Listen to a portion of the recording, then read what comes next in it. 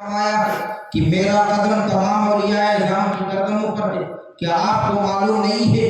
عبد الرحمن تفسنجی کہتے ہیں ابھی تو مجھے نہیں معلوم، لیکن میں چاہتا ہوں کہ میں ان سے ملوں، لیکن میں پہلے نہیں ملوں گا، میں تحفہ دیتا ہوں اور دینے کے بعد ہمارے تو خلیفہ جائیں گے، کچھ سوالات کریں گے، اس کے بعد میں ملوں گا۔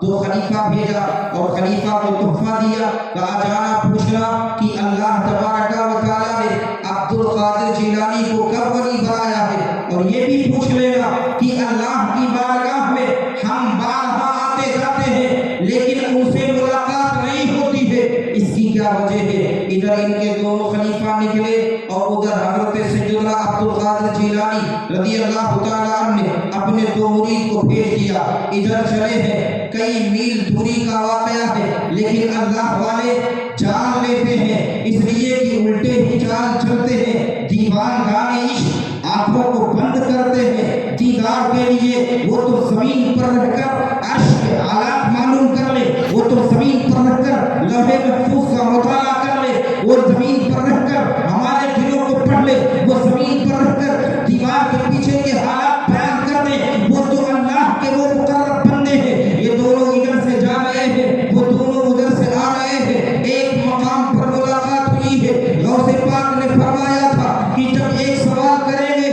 اس سوال کا یہ جواب دے دینا، جب دوسرا سوال کریں گے اس کا یہ جواب دے دینا۔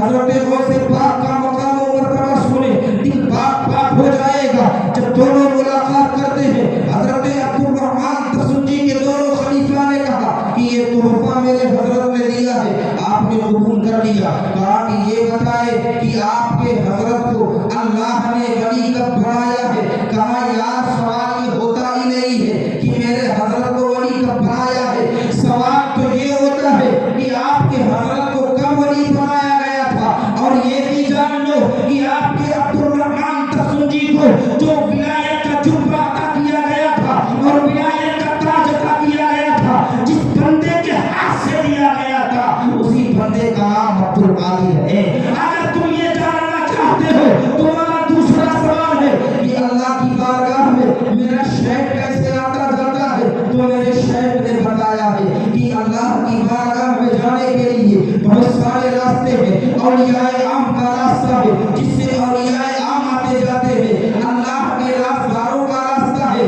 وَأَنَا أَدْخُلُ مِن بَابِ السِّرِّ، اللہ کی عزت کی قسم میرے شیخ نے فرمایا ہے کہ جس راستے سے میں جاتا ہوں وہ اللہ کے رازداروں کا راستہ ہے، اور عبد الرحمن جس واقعے سے جاتے ہیں وہ اولیاء عام کا راستہ ہے۔ میں نے پہلے ہی کہا تھا کہ جناب غوث اعظم شہباز نامخانی ہے، میرا محی الدین ہے، وہ اللہ کے رازداروں میں سے ایک رازدار ہے۔ رازدار ہے کبھی تو رازداروں کے دروازوں سے جا رہے ہیں، ورنہ بہت سارے دروازے، اولیاء عام کا راستہ، اولیاء خاص کا راستہ، اخص الخاص کا راستہ، اور اللہ کے راستہ کا راستہ۔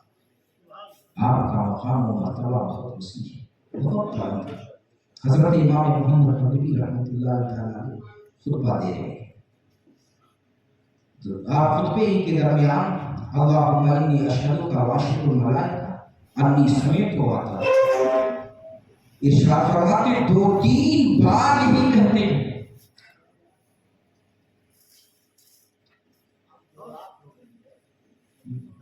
بالکل ختم ہو رہا ہے یہ بھیا، ہارن بند کر دو سب، ہارن سب بند کر دو، چلو درود پاک پڑھو، ہارن بند کر دو، بس سلام علیکم، ٹھیک ہے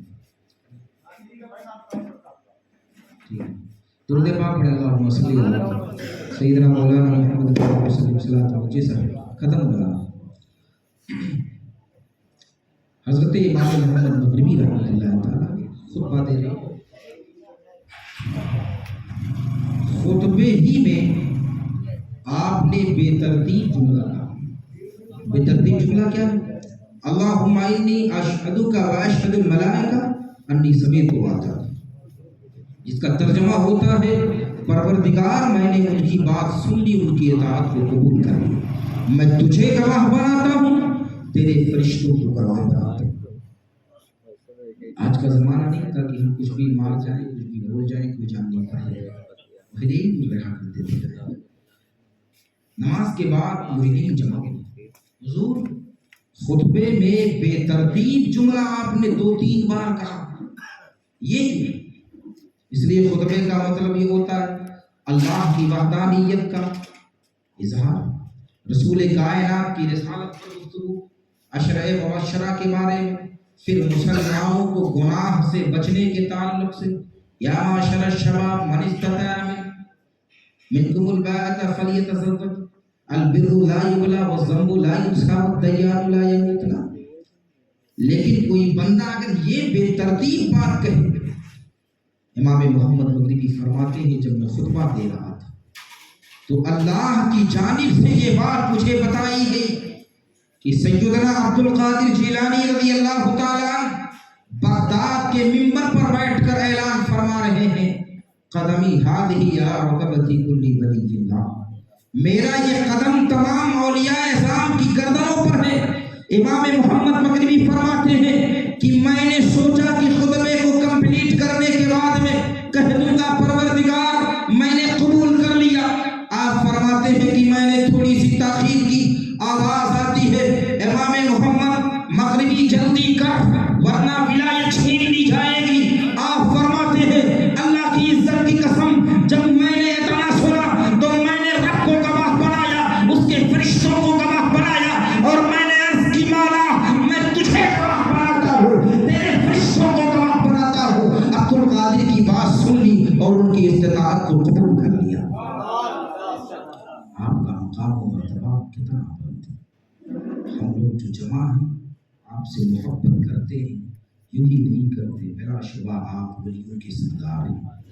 آپ ہمارے لیے متاع دنیا بھی ہیں اور متاع عقبیٰ بھی ہیں. قابل ستائش اور قابل مبارکباد آپ ہیں کہ میں نے سنا حضرت کی زبانی کی بہت دنوں سے آپ یہ پروگرام کرتے ہوئے آئے.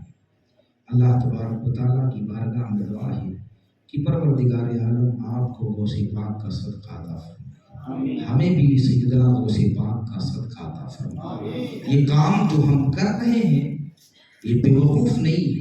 حضرت علامہ یوسف نبہانی سے پوچھا ہے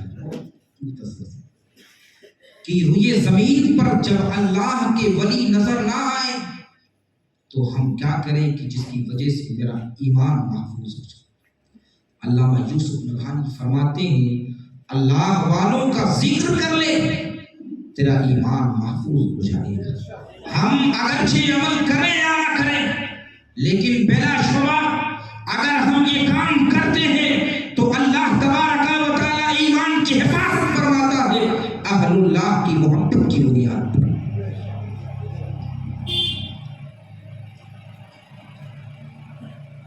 پروردگار عالم کی بارگاہ میں دعا ہے کہ پروردگار عالم اس محفل کو شرف قبولیت بخشے.